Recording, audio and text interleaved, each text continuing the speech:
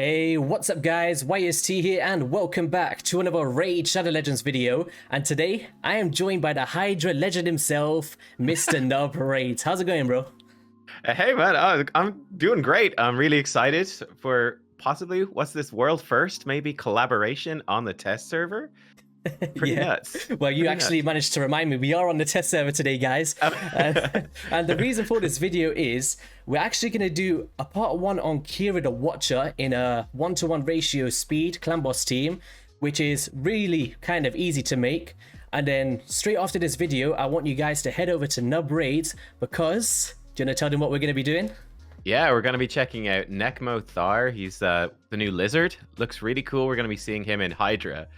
I thought it was funny, dude. Because I watched like some of my video on the new 8 legendaries, and I watched your one, and it's so funny to me because for every champion I look at, I'm like, oh yeah, they'd be great for this in Hydra. And what about Hydra? What about Hydra? And then I watch you to see what you think. You're like, oh yeah, the Demon Lord clan boss. Yeah, they fit great. The Demon Lord clan boss. It's just those, yeah, it's a mindset thing. Because I was reading that Necmo champion, and I was like, I was just literally tunnel visioned on the Demon Lord, and then on your one, you was just like, oh, this is great for Hydra. It's just funny how it changes.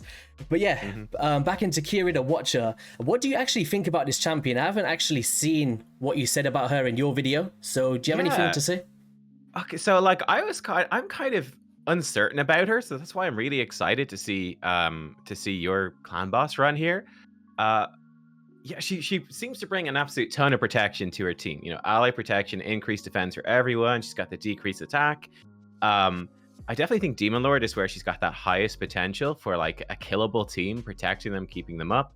I was looking at her in terms of Hydra, and I'm not 100% sure. Like, I do think that for a lot of players, especially earlier or mid-game players, staying alive against the Hydra is really hard. That's something that's really difficult. You just get smashed about by the Head of Wrath. You know, for endgame players where you've got multiple Guardian sets on people and you've got ally protection from your Krisks and stuff like that, and Duchess passive, Geo passives, stuff gets easier. But I think for those early mid-game players, she might actually be really good for it because she gives you so much. She gives a Krisk style passive, you know? Yeah. It's just so much protection for your team, keeping them up. So yeah, I'm really interested to see how she's going to do today, how good that actually is, how much damage she does, because I think that will sort of really, it should be a great showcase because I'm not sure what to expect here. Yeah, so do you want to break down the first 2 parts of her kit, and then I'll just follow with the A3 and passive afterwards? Yeah, absolutely. Right, so her A1, single target attack, 50% chance, books to 70% of placing decreased attack for 2 turns. Actually quite a solid chance of decreased attack on the A1. Then her A2, Smashing Spree, 4-turn cooldown, books to 3 turns, AoE attack, based off of defense, all of her damage scales and defense. 75% chance, books to a 100% chance to decrease the duration of all enemy buffs by 1 turn, and has a 75 books to 100% chance of placing decreased accuracy for 2 turns as well.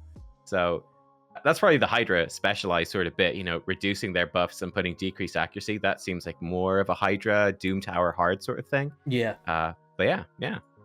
I think it's a really good crossover champion because we've got the decreased accuracy and the ally protections, the great passive for the Hydra, and then she's also an amazing clan boss champion. And what that's down to is the coordinated defense, where she places a 50% ally protection buff, which is the strongest damage mitigation in raid, especially in the Demon Lord, on all allies except this champion for 2 turns, and also places that 60% increased defense buff on all allies for 2 turns on a 3-turn cooldown. Now, correct me if I'm wrong, there's 2 champions in the game that have very similar skills. One may have crossed my mind. So we got Jarek, who is on a 4-turn cooldown, so you need to get him at that 4-to-3 ratio to make him useful. And then we've got a Tyrant Ixlamore, who could do it on a 3-turn as well, but he doesn't have the decreased attack, but he does have damage mitigation. So it's kind of like a hit and miss between which one is going to work out for your team. But I think for her, she covers a really strong basis because she's got 2 of the most crucial buffs. She's got one of the most crucial debuffs, and it's really consistent with that passive, which, like you said, is like a budget Krisk. Whenever an ally is attacked while under an ally protection buff, places a 50% decreased attack debuff on the attacker for 1 turn. So what I've done today is I've kind of made a team where there's no consistent decrease attack apart from Keeyra, and you'll see the full value of the being here and the decrease attack being on for 70 turns straight, because that's how long this run kind of lasts. It's insane. I think she's amazing. I love it. I'm excited. Yeah, I was actually, there's Versolf the Grim. He has the ally protection, increased defense as well, and I know that he's really good for, like, really helpful for building those initial clan boss teams. But she seems better. He brings you a leech, but then he does a bunch of provoke stuff that doesn't really help at all. Well, it doesn't help at all. Not even really. Just doesn't help. Yeah. She has the decrease attack, which is much more valuable. So out of the four, do you think that this one's probably the best one with that skill set? Because I personally do. Because I know a lot of people have that issue where, let's just say you only have a Toragi the Frog, right, for your decrease attack, and you're kind of struggling to fit in that fifth champion, and you're like, oh, but I need to get that decrease attack in there. She's like, hold on a second, I've got your back, and she's just got all-in-one champion. So I think she's kind of, I don't know, it's between her and Tyrant for me. It just depends on the composition, I guess. I was gonna say I probably lean a bit more towards Tyrant, not for necessarily for Demon Lord only, but in general, because the AoE HP burn is really useful. But in terms of just straight up protecting your team, she seems next level. Yeah. I'd love to see how that... Go on. I'm on the Hydra, man. Like, I was just looking at her kit. I was like, okay, so she's got all this protection. The decreased attack protects you from Torment and Wrath. Then the decreased accuracy is actually so huge for protecting you from Blight. Removing those poisons. I'm like, yes. Yeah, so I think she's really designed for that as well. Yeah, it's very specific. Yeah. If you was to change anything about this champion, would you change it or would you leave it how it is? Ooh, that's an interesting question. I think I'd actually probably leave it as it. Yeah, I kind of like her as she is. You know, I think visually as well, she looks freaking awesome. She's one of my favorite looking champs. I think if you want to make like a badass dwarf, like just an absolute tank female as well, like they nailed it. It's like literally perfect design for that. She's so freaking cool. And then her kit just fits in directly with that. It's just, she is an ultimate tank, just doing crazy amounts of protection for your team. I mean, you could obviously buff her. You could add in like an AoE HP burn or something, and she'd be completely bananas. But I think she seems good. I think let's see her in some gameplay, man. Whenever you're ready, and let's see what she can do. I'm hyped for it. So, shall we quickly talk over the skills now of the other champions, or should we do that towards the end of the run? No, I suppose give a quick overview of who they are, like why they're coming in as well, in case people don't know. Yeah, it's a good idea. Yeah. All right, guys, we're just gonna do this really quickly, so I'll also leave it all in the description below. We don't want to leave Nub sitting drinking his coffee in the corner all day. So we have got Keeyra the Watcher in a Guardian set, which can absorb 10% of the damage dealt and heals by 10% every single turn. The reason for this is we want to protect our stun target, and there is times in this run where some of our champions don't have shields up, because as I said before, it does reach 70 turns against the Void Affinity. This is a 2-key team with the potential to 1-key against the Spirit Affinity, where you're going to see more value from reflections and passives such as Toragi the Frog. So as we said before, we got ally protection on Keeyra, which is allowing us to go double ally protection with if I could just find him, Mr. Toragi the Frog. Now, this champion is also in a Guardian set, also to protect our champions, and he's going for a 176 speed, 84,000 HP, 3.2k defense, crit rate and crit damage we're not caring about, and 260 accuracy to place our debuffs. We have then got masteries of the offense tree, heading down to the War Master, and then we got the support tree heading down to Master Hexer and the Sniper. Keeyra the Watcher, we have gone for the defense tree. Now, you could potentially go the support tree and kind of extend the decrease attack, but for this showcase, this is the first time anyone's going to see her in the clan boss. I want you guys to see the full value of that passive, because that is the main reason for this team. And of course, we're heading down to War Master to deal that damage. Third on the list, we have got Underpriest Brogni. I hope you guys know about him by now. Probably the best champion in Raid from Fusions. But he's got a burn which we're not worrying about in this run. We've got the extension of the shield to extend Toragi the Frogs.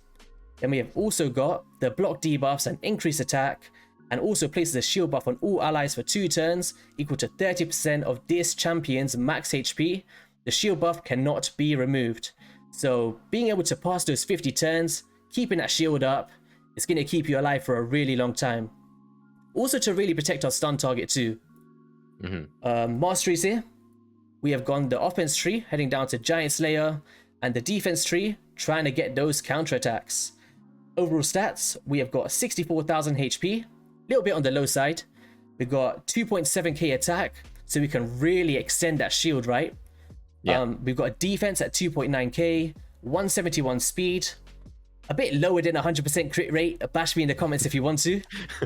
216% crit damage, and we're not caring about accuracy in this build today. Next up here, we have got the main man Hotatsu, who's actually really underrated, but in a team like this, I found a lot of value. Just before we carry on, what do you think about Hotatsu, Nub? I actually don't have this champion. He seems really good. I feel like, you know, if he was one of the first champions you got, you'd be like so happy because he brings so much to the team. Yeah. I'm disappointed though. You don't have him in a Guardian set. We were like 3 for 3 on Guardian sets so far. Yeah, I was going. I was gonna do it, but I just couldn't get the damage stats that I wanted. Because, yeah, fair. So basically, the reason for Hotatsu in this team, he actually does have an increased defense, but that's not why I'm using him. So the main reason is I wanted someone with an aura, because as you can see in the rest of this team today, there's no auras. So we're getting that 25% defense, and it's actually the continuous heal that I'm mainly wanting here to keep our Keeyra and our Toragi the Frog alive for longer. And also, we got that leech on the A1, which is just amazing, being able to heal everyone up. And we're blocking off the decrease attack in this team. Of course, we're showcasing Keeyra, not rushing death.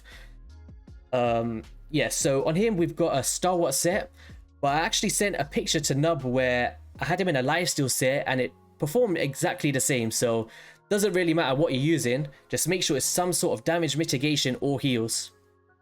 Oops. Nice. We lost him. Oh, we lost him. He's gone. Hotatsu away. He's like, yo, why is TM out of here? We're heading now to War Master, of course, and counterattack masteries once again. Final champion, it is a fusion that everybody should have if you're like mid-game. If you don't, you're probably still chasing a Pentinent, like I was for like 6 months. We have got a toxic set on him to deal that poison damage. Because we're facing Void, we're not getting enough reflections from Toragi's passive, so we needed a way to bring that in. And having a skill like this, really going to work out. So it's mainly just for the drop defense and the triple hit A1 with the Giant Slayer procs. Masteries, heading down to that Giant Slayer and the support tree, trying to extend mainly the weaken, because if we're getting poisons up, we want to amplify that damage, right?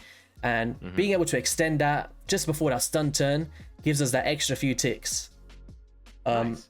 Overall stats here, we've gone 38,000 HP, 4.3k defense, 181 speed, close to 100% crit rate, nice crit damage, and good enough accuracy. So I hope you guys caught all of that. If you didn't, it's all in the description below. And let's head into that pesty clan boss run. Let's go. All right then, so we are now in the clan boss team here. We've got Hotatsu in the lead, Toragi the Frog, Miss... How do you say her name again? Keeyra? Keeyra the Watcher? Keeyra, I suppose, yeah. Rhazin Skullhide and Underpriest Brogni. Now, this team here, I think, could perform really well, even if you don't have a Toragi the Frog, guys, because we've got that consistent decrease attack. Bring in a Skull Crusher or a Valkyrie, and I think you'll still pretty much get more damage than you may see today. But of course, this is a no counter attack, no unkillable team, just for you guys, a little treat. Nice. All right, so it's a 1-to-1 team as well, right? Yeah. Where all the speeds are super low. That was something I noticed. We were going through the stats there. Yeah, really achievable speeds. Yeah, allows you to up that defense, up that HP, and survive pretty long time, right? Cool. So let's get into it. Okay, so you're gonna miss that first turn there because, as you guys seen, the speeds are extremely slow. So we need to miss that first cycle and catch him on round 3. So you want to open up here with the A1s and save that drop defense and weaken. Do a little A1 here with Hotatsu. Open up with the ally protection from Toragi the Frog. A1 with Keeyra. And then extension with that Underpriest Brogni. Now on this turn here, we're just going to keep cycling with that A1 here. And on Hotatsu, you actually want to open up with this one at this point here. If you open it on that first turn, it comes to a cycle where Keeyra loses some buffs, so then the stun target will go onto her. So just make sure that you guys do it on this second turn. So get this on here. A1. A1 again. And then the hardest part. Click auto and enjoy. Now, as I said, guys, this is an amazing team. It is going to well surpass a 2-key on the Void Affinity. And then, of course, on the Spirit, I think you'll see around 80 million. As long as your gear is kind of really optimized. So just off first glance, Nub, what do you think about this team? Yeah, that's insane. So how does it go so high on Spirit? Is it because Spirit does a bunch of extra hits? Is that why? Firstly, we're getting the weak hits from most of our Magic champions here, which is really nice. We'll be able to determine our stun target with the Rhazin Scarhide because he's going to be the off affinity. So you're going to make sure that he's always going to have that ally protection on. And he's a really tanky champion as well. So it'll allow you to survive a pretty long time. Also, you're getting more reflections from Underpriest Brogni's shield. And the passive of Toragi reflects poisons to the amount of times that he's hit, right? So there's a potential 4 times for the poison instead of the 1 time against the Void. So that's why on the Spirit, it'll be really nice. I'm so used to unkillable teams. I didn't even think about the clan boss weak hitting. Okay. Yeah, it works out really nice. See, another way that you could actually really optimize it is if you bring in potentially a Riho Bone Spear, get that decreased crit rate in, because there is times where you'll get some bad crits in like after turn 50. But yeah, I'm really liking this team. I think staying up till 2 a.m. in the morning hopefully helps some people out. Yeah, no, that's sick. So I'd say the hardest champion to replace here, of course, is going to be that Brogni. Like what could we bring in instead of Brogni? Like now, let's say you start playing recently, you don't have him. Yeah, so Brogni is mainly here just for the extension of the shields and also the block debuffs. Now you can run this team, like let's just say you remove Toragi the Frog, you get in a Valkyrie or something. Then all you need is a block debuffs champion, and then you're good to go. You can even have your DPS with like a Godseeker Iniri. Like you see where Toragi the Frog is? You could just you can extend Keeyra's ally protection, so then you don't need double ally protection. But the only problem with that is no one's there to protect Keeyra, so your run will drop off a bit early. But just to get a comfy free key, still really possible with just Keeyra alone. But yeah, really fun concept. I really enjoy this team. Yeah. It's badass. Yeah, so what we're gonna do, guys, we're just gonna let you guys enjoy the run. I'll speed up for you a little bit, and then we'll come back to you towards the end at the damage and break it down towards the end. So let's get into it.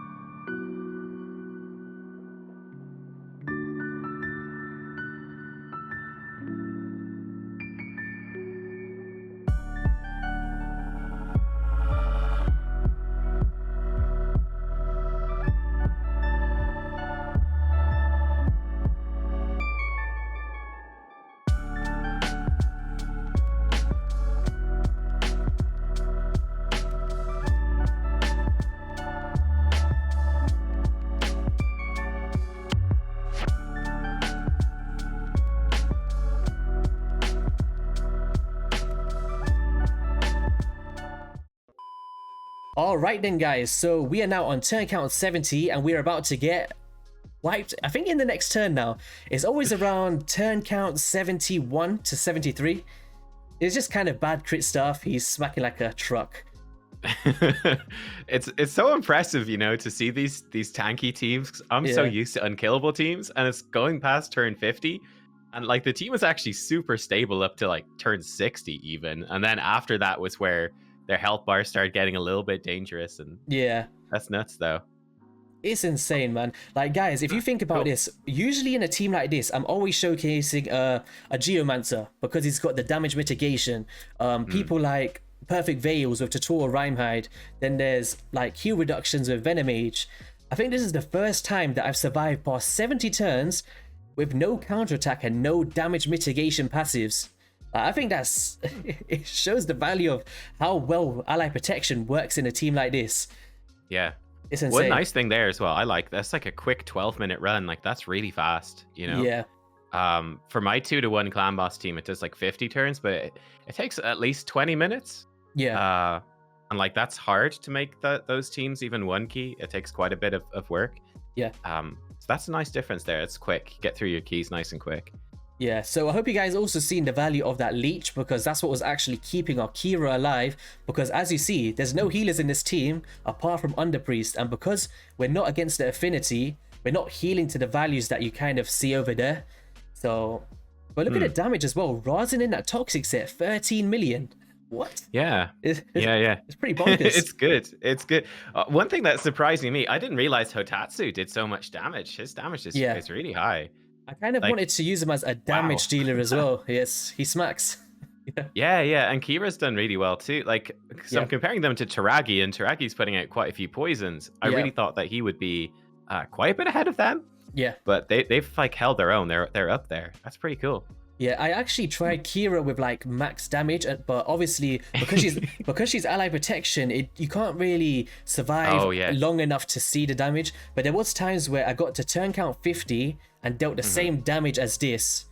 So so kind of like not kind of the same max damage of the whole run, but her individual damage. So 23 turns early, she was able to still pump out 5 million. So pretty nice damage dealer, I think. Yeah.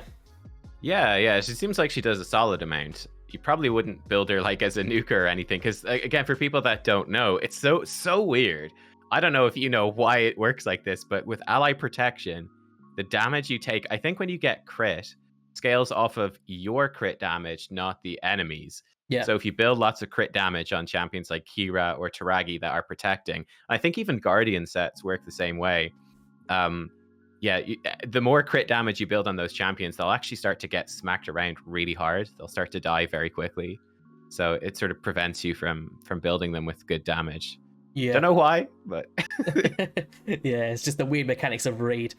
Yes. So guys, I just want to drop below before we get to the end of this video. You do not need the Guardian set to get a 2-key on this team. You can go with Lifesteal, Stalwart, it doesn't matter. As long as you've got someone like a Hotatsu with that leech or some form of continuous heals, you're going to see a very successful run. If you're mid-game, you'll still look to see around a 3-key as long as you got some decent gear on. Like, the speeds are not fast, it shouldn't be too hard to do. So, anything you want to say here before we wrap things up? No, I think she looks pretty cool. And I guess I would say that certainly for, I think maybe even as high as Brutal Hydra. I'd have to double check, but like the accuracy requirements for Hydra aren't that high. So you could bring Keeyra in this pretty much exact same build. And the Guardian set build especially, like she's going to be super good for keeping your team alive in Hydra as well. Like this exact build is going to translate pretty much 1-to-1. That's going to be no problem. So yeah, I think she'd work there too. So you get like two jobs for your champion with the one build, which is always a nice thing to do. Yeah. So that's pretty cool as well. So one thing that I actually didn't show, which I've been dying to show, the whole point of this team. Guys, you need to pay real close attention here. So you see that there? Yeah. Let me just attack. Popped. Yeah. Well, let me just. There we go. So every single time that any champion's under ally protection, it doesn't have to be Keeyra's, you're going to see a decreased attack, which is going to be up for 1 turn. So if you've got that up for the entirety of the fight, you are not losing decreased attack. Never. So if you have an issue with something like that, definitely a great champion. So yeah, that is going to be all for the video, guys. If you did enjoy it, be sure to hit that like and subscribe button and head over to Nubraid's channel. Check out part 2 because I don't think you're going to be disappointed. And I think the videos are going to go live at the same time. So it should be up at the time you're seeing this recording.